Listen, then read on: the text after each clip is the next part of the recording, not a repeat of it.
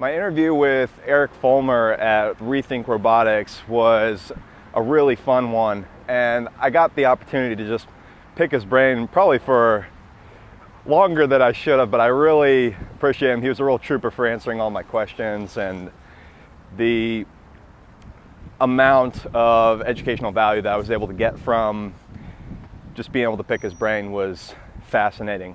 And seeing Baxter for the first time in person, I had already heard of Baxter. I had seen, videos on YouTube, and it's a really intelligent robot, but it was almost like meeting a robotic celebrity whenever you get to see something that you've actually heard of before you see it in the flesh. If you want to find more about Rethink Robotics, you can visit their website. It's rethinkrobotics.com. And I hope you enjoyed the interview and find some value in the information. I'm standing here with Eric Foellmer from Rethink Robotics, and we're in front of Baxter. And he's going to explain a little bit about the capabilities of what Baxter can do and what we're now seeing from robotics that we didn't have originally. Thanks. So Baxter is a smart collaborative robot. It's a really revolutionary approach to manufacturing. So traditional industrial robots are very expensive, they're very dangerous, and they're not very flexible, right? So they don't move from line to line very readily. Baxter changes that paradigm completely. It is a smart collaborative robot that is safe to work next to people in production environments. It is also manually trained, so it's very easy to use. So the same people who are packing boxes and loading lines are the same people who can train this robot to do that for them. And then furthermore, it's very flexible. It can be deployed and redeployed and redeployed very readily, which is a huge advantage for manufacturers who have to keep up with adaptive manufacturing models. So make-to-order production, e-commerce, things where they have to build significant flexibility into their operations. A robot like Baxter enables them to do that in ways that they never could before. And especially all the repetitive tasks that nobody wants to do. Right. Baxter is really well suited for doing things over and over again on lightweight parts. And again, it can be trained manually to do that. So the same people who are doing those tasks today can train the robot to do that for them, and then they can use their brains and their dexterity elsewhere in the plant. And now they become robot supervisors, and the manual part of that production gets automated. So. What does it take to program Baxter to do a new task that Baxter's never done before? So it literally is just a manual process. You grab the arm and you show it what to do. And with just a series of couple of button clicks and literally moving the arm from point A to point B, and then adding any series of complexities you need to it. So if you wanted to come in on a different approach angle, a different speed, a different angle, it does it. And you do that very manually. So it's all very, very easily. Setting waypoints. Exactly. So you have it here, you move it here, you set another waypoint. Exactly. So for instance here, what Baxter just did there is it moved around that obstacle because we trained it using several waypoints. So it knows that there's an obstacle there by virtue of us training it to go around that fixture. Now, you were explaining the price tag of Baxter. It's actually much cheaper than I would have even imagined. It is. It's only $25,000 base price. So as opposed to a traditional industrial robot that is a six-figure investment by the time you consider the base cost of the robot, as well as all the integration and implementation costs that a traditional robot includes. With Baxter, you don't have any of that. You've got the $25,000 base price, a few of the accessories, and then there really isn't a significant third-party integration process or expense. So it can get up and running faster and typically without any third-party intervention. So you can do this yourself. Program it themselves. Exactly. So they just buy it and maybe watch some courses on how to do it? Right. And we can help you train, we can help train you to train the robot.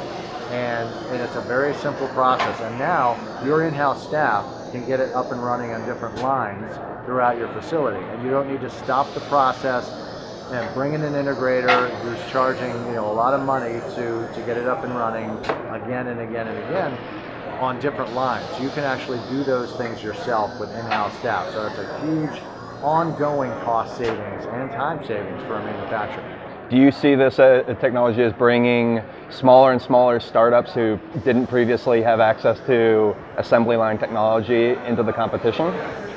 Into the competition in terms of manufacturing processes?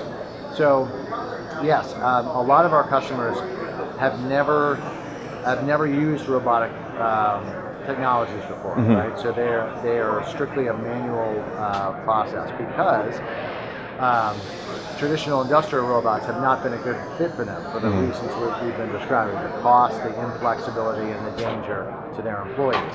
So a robot like Baxter helps them to be competitive because they're now able to keep that labor in-house and not have to offshore to low-cost regions, because those low-cost regions aren't so low-cost anymore. So you're not gaining that benefit anymore, and furthermore, you're keeping the labor in-house, so you're eliminating all the supply chain issues that you would have by sending your labor halfway around the world.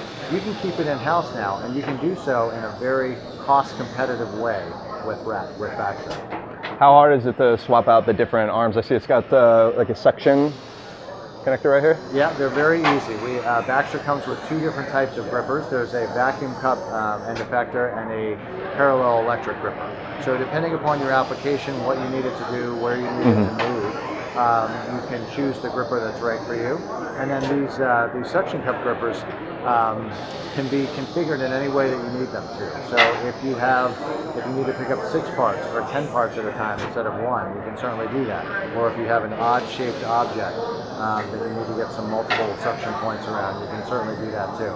So it's very, very configurable, both for the vacuum end effector and the parallel electric gripper.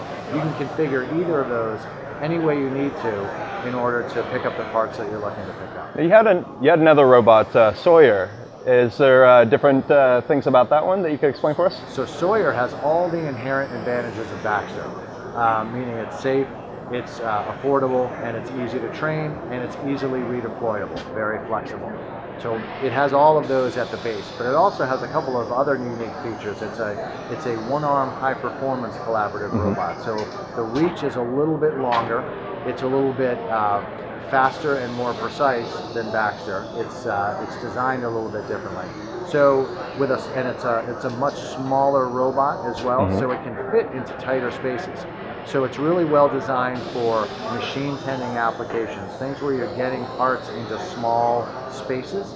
So Sawyer is really well suited to get into, CNC machines, loading parts into milling machines, grinding machines, that sort of thing, and also tending printed circuit boards. So the PCB testers that are out there, that is a very manual process. Sawyer is ideal for those types of applications, based on the product variation that exists within that market space. So a lot of markets that require humans to do those tasks today, Sawyer and Baxter can come in and really help a manufacturer to supplement that workforce by adding technology into the mix.